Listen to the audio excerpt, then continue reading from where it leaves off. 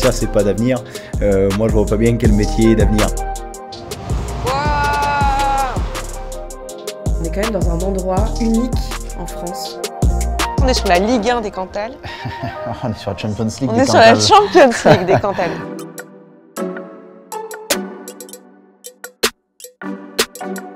Bonjour à tous et tous, bienvenue dans un nouvel épisode qui vous parle des métiers du lait et aujourd'hui on va vous parler de celui de fromager affineur avec Cyprien.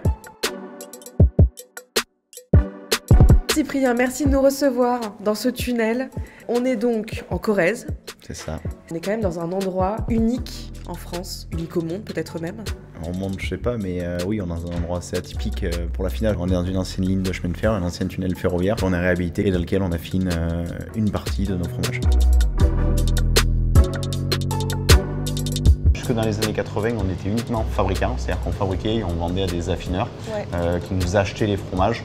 Et dans les années 80, mon grand-père rachète le tunnel et donc il développe une capacité d'affinage, il développe la capacité d'aller jusqu'au bout de ses produits. C'est aussi là qu'on se met à distribuer forcément. Quand on les affine, il faut les vendre derrière. On est en autonomie quasi totale.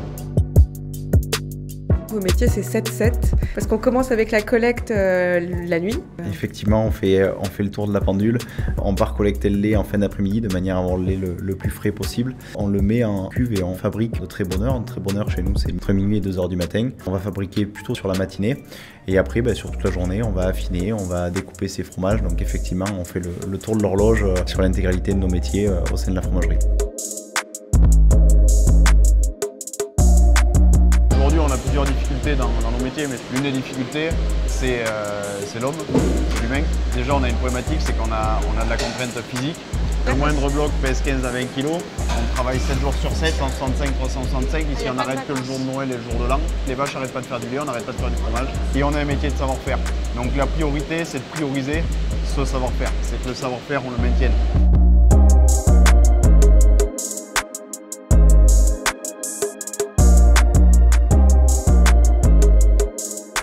Et comment on crée de l'attractivité auprès des jeunes? En leur expliquant, en leur montrant ce qu'on fait déjà, parce que c'est un métier avec des rémunérations qui sont intéressantes, que c'est un métier où on ne s'ennuie pas, où on travaille avec du vivant, où on se remet en question, même après 40 ans de carrière, parce qu'on n'a pas le choix, le métier et le produit nous obligent à le faire.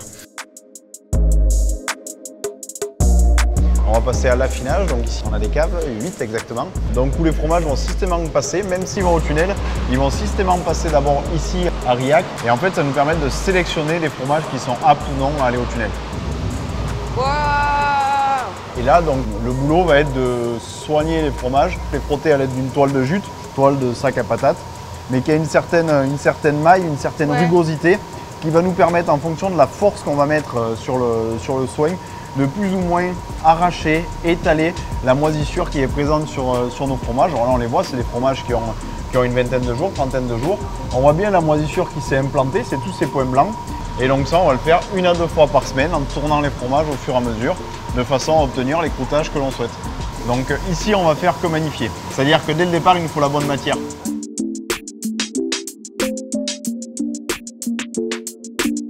Mais ce que tu disais tout à l'heure à la fromagerie, c'est que ceux qui sont ici ont été sélectionnés. Donc là, on est sur la Ligue 1 des Cantales.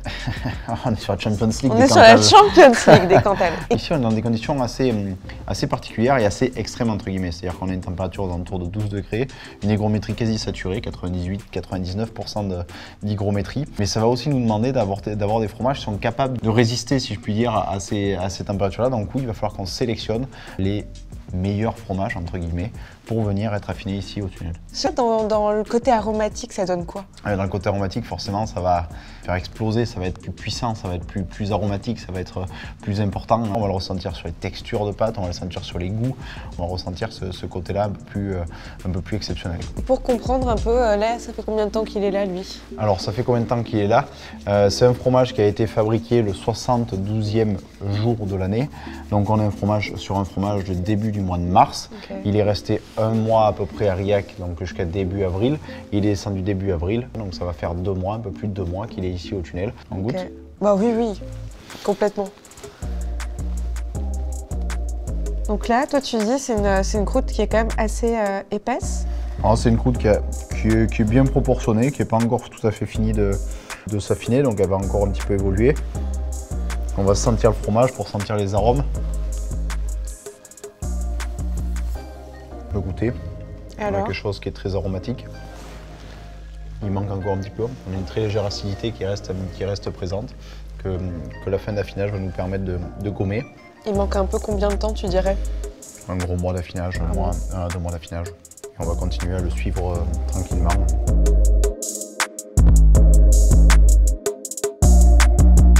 Est-ce que tu dirais que ce métier est un métier d'avenir? Et que cette filière d'ailleurs est une filière d'avenir? Si nos métiers ne sont pas des métiers d'avenir, je ne sais pas lesquels sont d'avenir. On part d'une matière première, on ne peut plus noble qu'est le lait, produit d'excellence agricole français qu'on transforme et il ne faut pas oublier que notre métier est quand même premier, c'est de donner et de fabriquer des fromages pour le consommateur et que le fromage pour beaucoup, ça s'apparente à des notions de plaisir. Si ça c'est pas d'avenir, moi je vois pas bien quel métier est d'avenir. Donc voilà, je trouve que oui c'est un métier d'avenir où on doit avoir des jeunes qui doivent s'engager et qui doivent venir nous rejoindre.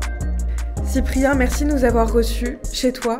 J'espère que cet épisode aura permis de mettre un peu de lumière sur un métier qui finalement n'est pas si connu que ça, celui de fromager affineur. Et merci de nous avoir reçus, Cyprien. Avec plaisir.